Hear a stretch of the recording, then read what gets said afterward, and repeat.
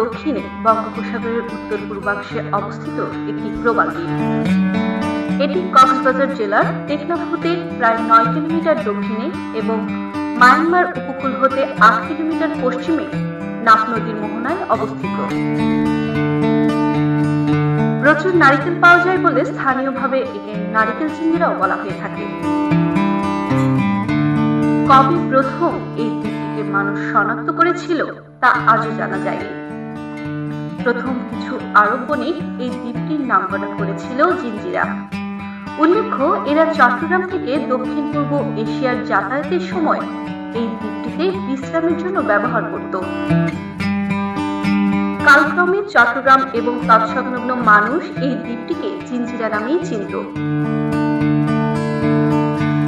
1890 খ্রিস্টাব্দের দিকে কিছু বাঙালি এবং রাখাইন সম্প্রদায়ের মানুষ এই দ্বীপে বসতি স্থাপনের জন্য আসে। এরা ছিল মূলত মৎস্যজীবী। যতটুকু জানা যায়, প্রথম অধিবাসী হিসেবে বসতি স্থাপন করেছিল প্যারোটি পরিবার। এরা বেছে নিয়েছিল এই দ্বীপের উত্তরাংশ। কালক্রমে এই দ্বীপটি বাঙালি অধ্যুষিত এলাকায় পরিণত হয়।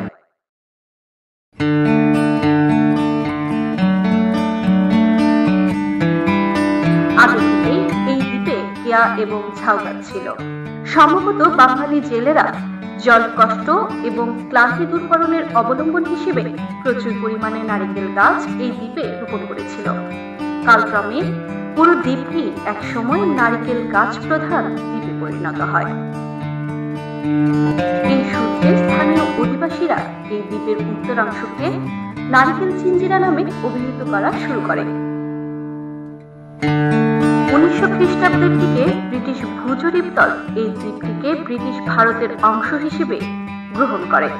জরিপে এরা স্থানীয় নাম পরিবর্তে খ্রিস্টান সাধু মার্টিনের নাম অনুসারে সেন্ট মার্টিন নাম প্রদান করে।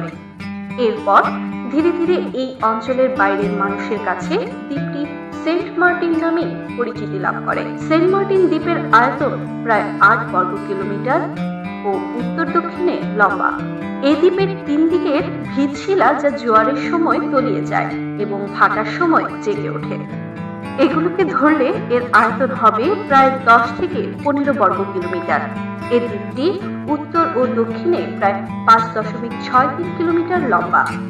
দ্বীপের প্রস্থ কোথাও 700 মিটার, আবার কোথাও 200 মিটার। দ্বীপটির পূর্ব, দক্ষিণ ও পশ্চিম দিকে সাগরের অনেক দূর পর্যন্ত অগণিত শিলাস্তূপ আছে।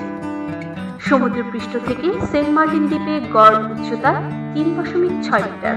সেন্ট মার্টিনের পশ্চিম উত্তর পশ্চিম দিকে জুড়ে রয়েছে প্রায় 10 থেকে 15 কিলোমিটার প্রবাল প্রাচীর।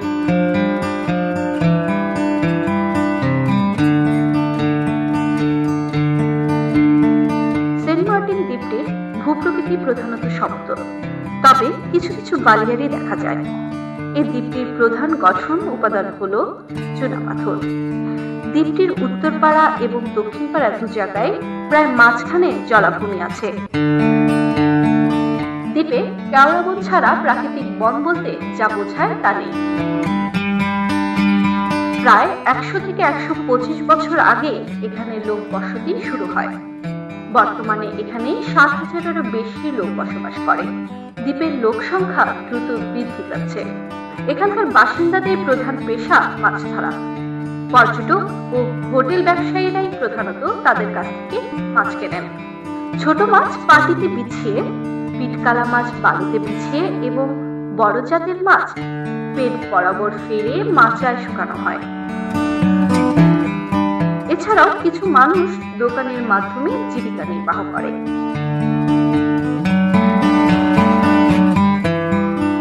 দ্বীপটি একটি জনপ্রিয় পর্যটন কেন্দ্র। পর্যটন মৌসুমে এখানে প্রতিদিন 5টি লঞ্চ বাংলাদেশের মূল ভূখণ্ড হতে আসা যাওয়া করে। দেশ বিদেশের হাজার হাজার দর্শনার্থী প্রতিদিন সেন্ট মার্টিন দ্বীপে সমুদ্রের নির্যাস নিতে আসেন পরিবার পরিজন নিয়ে।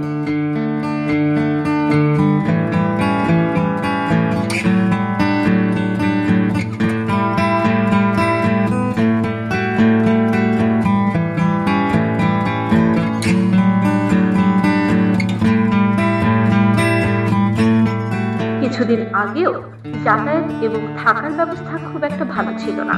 বর্তমানে থাকার জন্য অনেক ভালো রুচিশীল হোটেল গড়ে উঠেছে। তাই আসুন আমরা একবার হলেও সেন্ট মার্টিন দ্বীপে পরিবার পরিজন নিয়ে ঘুরে আসি।